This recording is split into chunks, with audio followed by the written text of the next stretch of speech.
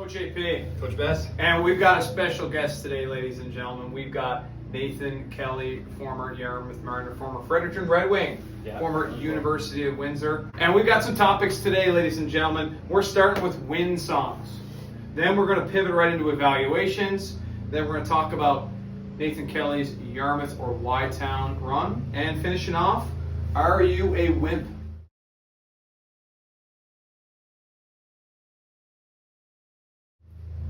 Kind of like it was like a Jeopardy topic, you know? Like, I'll take "Are you a wimp" for 1,000. So, Do you wear 25 jackets on the ice for every session? That's going to be a question, and the answer for me is going to be yes. And we're going to talk a little bit about my wimpiness. Okay, but starting off, win songs. Kelly, any win songs for you as a hockey player? Any of the ones that you remember?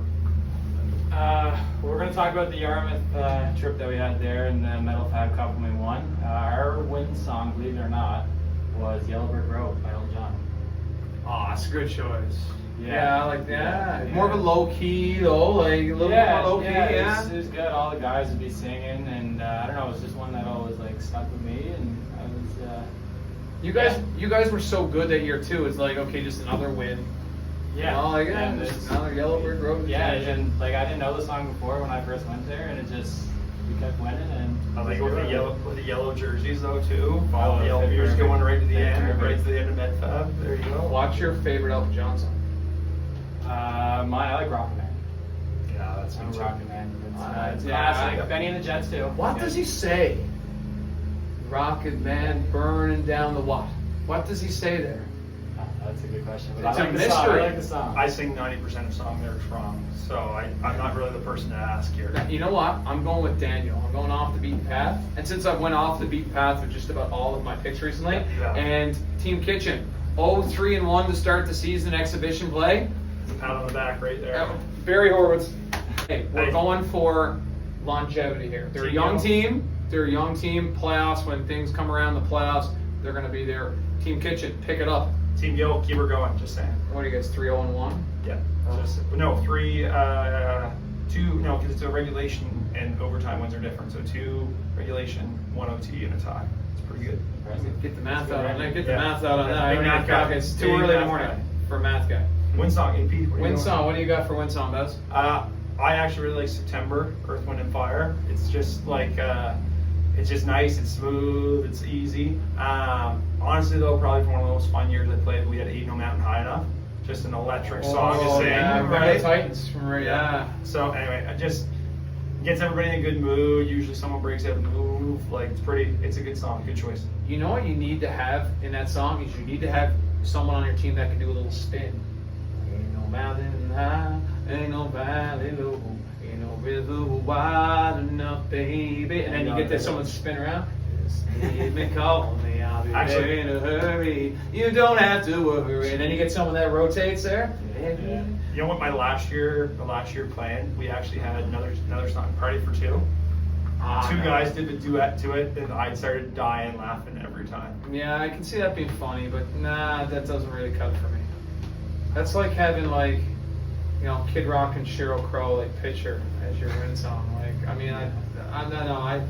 So our win song in Amherst 05-06 when we went on the run was Counting Crows, Mr. Jones. That's a song that I've got with Jeremy Cavan as well. So him and I are best buddies, and whenever we hear that one, it's definitely take us back to the old jungle, Amherst Stadium.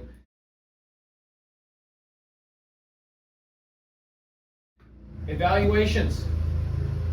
So a lot of evaluations been going on recently in lots of different rinks. You're an evaluator, I'm an evaluator, I'm sure Kelly's probably done some evaluations. What are some things that you like about evaluating, and what are some things that you don't like? I think for me, usually it's a bunch of kids on the ice at the same time. You're usually getting between 35, 40, sometimes you're pushing 45, and there's just so much to look at in such a short amount of time. Like, sometimes you're going through games and just like, Jesus, I've got notes on 33 of the kids, but like there's 7 of them to make 41 that I still haven't seen, and we've got like 12 or 15 minutes left, right? Like, it's when you're trying to make cuts in 1 or 2 games, a lot of the times you're just noticing some of the bigger kids, you're not noticing some of the kids that maybe think the game as well. So I find when you're in that short time frame with a lot of bodies on the ice, you're not always giving everybody probably the most the best look for the most time possible. It's one thing I liked about doing DJHL, like we broke it up into 4s a day. So like you kind of took out, okay, I don't have to watch, say there's a game and there's, 30 players, I don't have to watch 12 of them. Yep. So, okay, that narrows me down. Usually when we work for major junior, work for junior A, you're going to watch like 2 guys, 3 guys, and just watching them away from the puck. You're literally studying them the entire game versus what you just said. That's one of the biggest challenges, I think, of evaluating. Kelly, what do you got? I guess kind of to go off what Beth said, like in the larger numbers, I would say some evaluators, they would focus on maybe like a shift or 2 on this guy, and they're moved on to someone else. Where like, let's say everyone has an off shift, right? And but I guess for like the young guys coming up, scouts want to see like intensity. You got to play hard, even if it goes from finishing your hit or stick check, and like just have confidence. You got to be able to play with the puck, believe in yourself, believe in your line mates, and all those small things are going to help you be a better player. There's so many guys who just don't play with jam anymore or any little bit of intensity. Like, it's just rare. And I think it jumps off the page, like doing U15 evals. Like, the kids who play with pace and play with energy stand out so much more. And it's something that's so small that you control. Like, you don't have to have skill to play hard. It's funny because there was a guy last night, and he was running around a little bit, but at least he played with some like pad play. Like, okay, I could probably teach him a little bit on, okay, like you can't run around, but at least he's got the like he's comfortable enough to go in and engage physically, and not just like skate and just turn around and just skate around the ice kind of almost not really doing anything. He's contributing. He's on the stat sheet a little bit. My biggest thing that I liked so far evaluating is how organized the organizations have been for the ones I've done. I like the fact that I've got a booklet, I've got a binder, they've got it all provided to me. It's not just like a notepad saying, hey guys, have fun, like see you later, give me your notepad when you're done. It's broken down. There's practices where it's the sessions they set you up so you can watch skating. So there's sessions where you can set you up to watch puck handling. So like I can go back to my notes and say, well, I ranked this guy a 2 out of 5 in puck handling, really struggled carrying the pucks through the pylon course. Whatever, that can differentiate maybe between this team or that team, or maybe where they're ranked. Thing that I don't necessarily like about evaluations is how vague it is. What I mean by that is say you're ranking a player a 3 out of 5 in a game. What's a 3? What's the background of the player to even say that was a good game for him? Or, and in terms of, okay, like this player's a checking forward, his 4 out of 5 might be like he created a lot of turnovers with contact. Yeah, he didn't score, he didn't contribute offensively, this is not his game, but he played, or she. He did a great job on back checks. He blocked shots. He did those types of things. Well, he didn't really contribute offensively, so they didn't have a great game. What is a great game, right? So, in some players like defensemen, being seen and not heard can sometimes be the best game for them. That's the type of player that they are. I think for when you're looking, especially like, I actually really like the kind of the web evaluations that Team Genius does. I've used them with the high performance programs, used them here recently with some of the recent evaluations that I've done.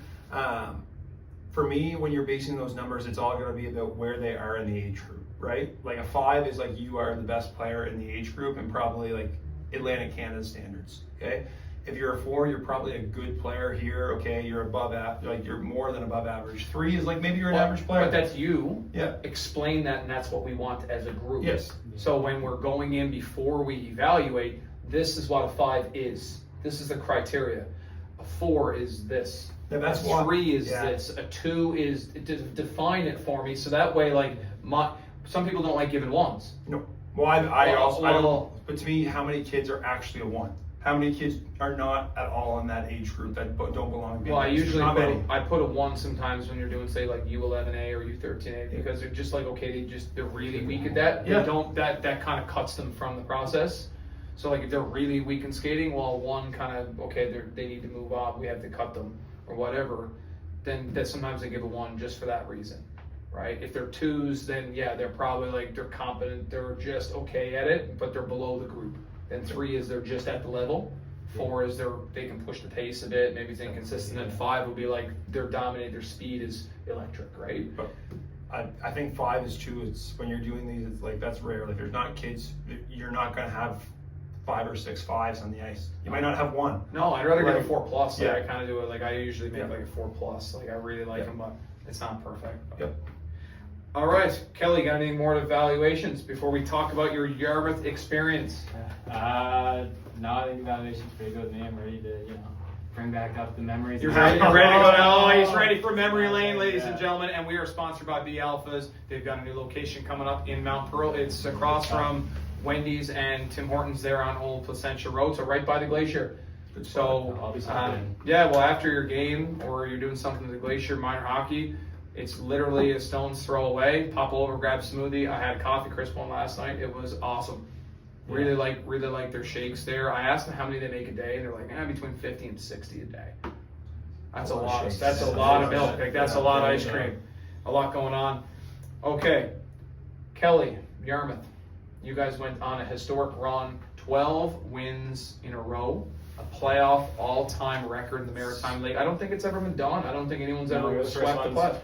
We were the first ones, and honestly, when we were on the south side, we beat a lot of those teams before, and we knew we had a chance to, possibly go for the sweep there. But you never know. Hockey's a game, right? A long series, there's injuries and stuff like that. But we just stuck together and built through, and then we went to play Evanston in the finals. Played against Brandon Casey actually.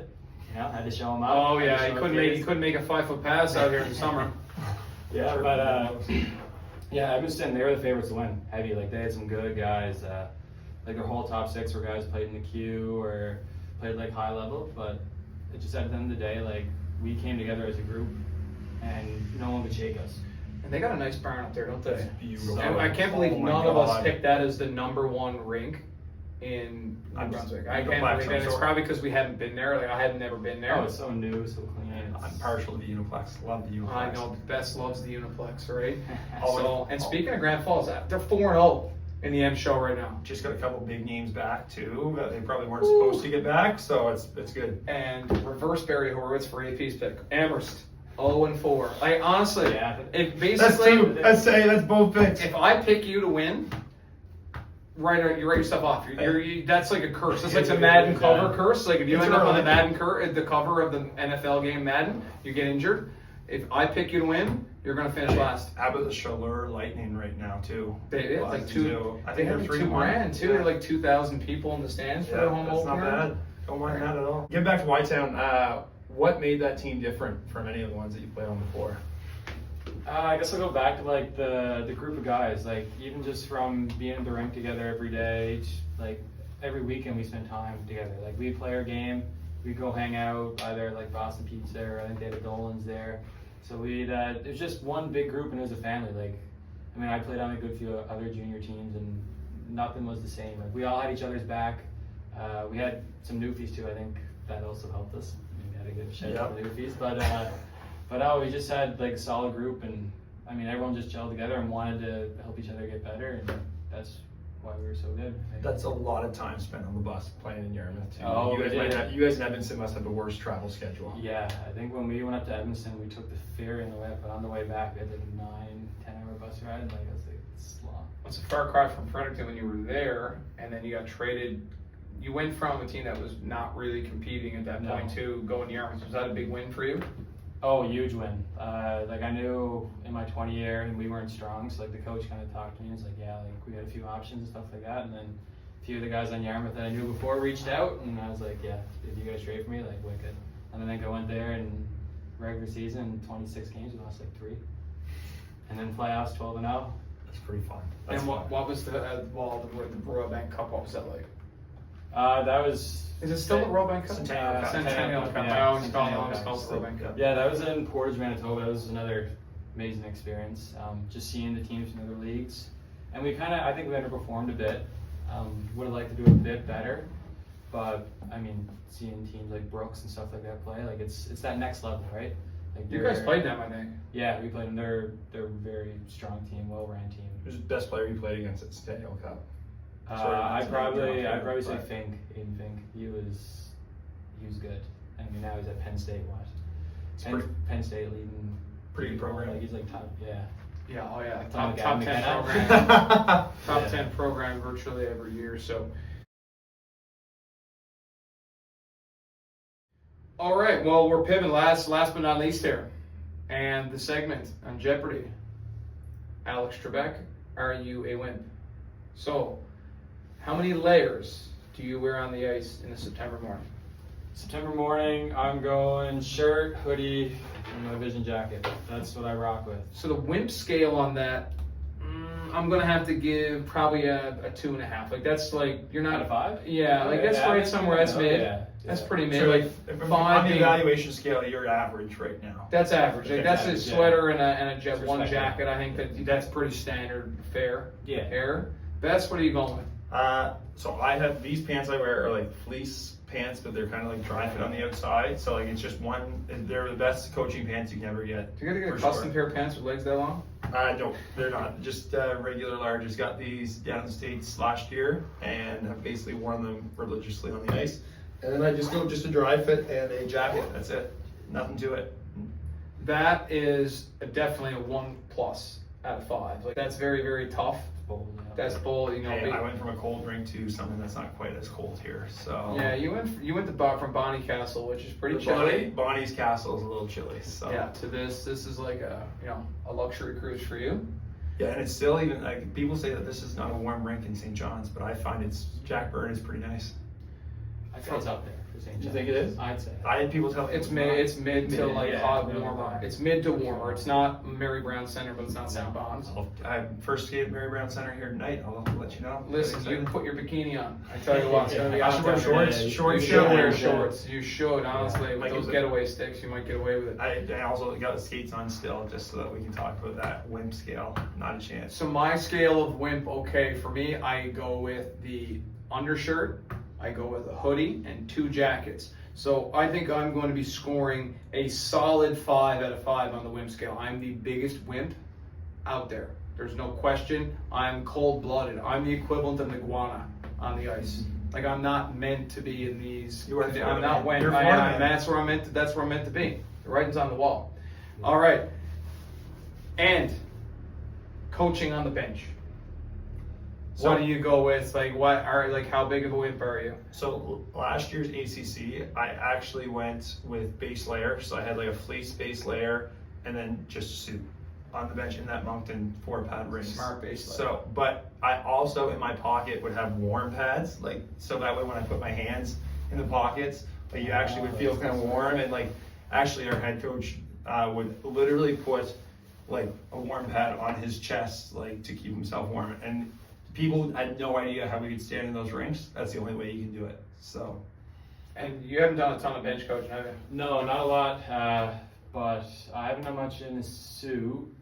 But I have one like dress pants, polo shirt kind of thing. Yep. And I'd either wear, if we had a jacket like that, whatever team I was coaching, I'd wear a hoodie underneath again. Or if I had like a puffer jacket, wear one of them. I've actually got to say the polo and like puffer jacket and It's like a good combo. like almost Lulu pants and like nice Yeah. shoes. Like it's comfortable. It still looks good. Like I'm Yeah. I'm all and it's warm. I'm here for it. So for me, I usually go with an undershirt and then a long sleeve shirt and then a sweater and then 2 jackets That's if I great. can. Yeah, 2 roasted. jackets if I can. Yeah, I also pace a lot, so I guess that's. But the Bauer thicker jackets are unreal. They're pretty good for bench coaching. Now, if you're going with like, okay, I gotta wear a suit, and you have to with your team, like it's coaches are going, you don't want to stand, you don't want to be the black sheep. Not John Tortorella. You gotta go with. There's different ways you gotta stay warm. You gotta go with like you're not going chest out, you're not going chest hair out. That's for sure. And especially in ACC, like or at a rinks like that. If you're in rink 1, it's not too bad. No, it's not bad at all. But most of the time, round robin games, you're kind of stuck in B, C, or D. And if you're stuck in those 3 rinks, man, I tell you what, they can get frigid. And the thing is that they're not just cold; they're damp. Yeah, So yeah. you get damp yourself, and I find I can't get warm until I have a shower. No, again you after. can't. You can't. Like, You're done. You're shivering Yeah. until you get that hot shower Yeah. back at the hotel, and that hot shower is always better when you get a W is the best. Correct. Yes, I've had fortunate to have one really nice ACC and one not so nice ACC. So hoping there's some more dubs coming up here. Well, we've got the 3rd time's a charm, Bess. This is the rubber match. You're going up when That's you go. it. Leaving on Thursday morning, then we have a couple practices, and then Friday, Saturday, Sunday's Q Cup. So it's going to be exciting. And you're with the U16s. With the U16, it's going to be really, really fun. Well, we don't know who to cheer for this year. I mean, we're going to be torn between Newfoundland and New Brunswick this year, so it should be a good event. Then we'll have to talk about that in the pod coming up now in the next couple weeks. Yep, absolutely. I won't give any predictions on that one. I'm gonna stay neutral on that. You are gonna have to stay neutral. This might, just might be me talking to myself. Yeah, I think so. I think I'm just gonna maybe be over there with Delilah. Hey there, Delilah. Where is she? I haven't seen her in She's ages. hanging back right there. Well, as long as she's still here, yeah, Delilah, yeah, she's still here. Great stuff. All right, until next time, I'm Coach AP, Coach Vess. Coach Haley. and we're gone.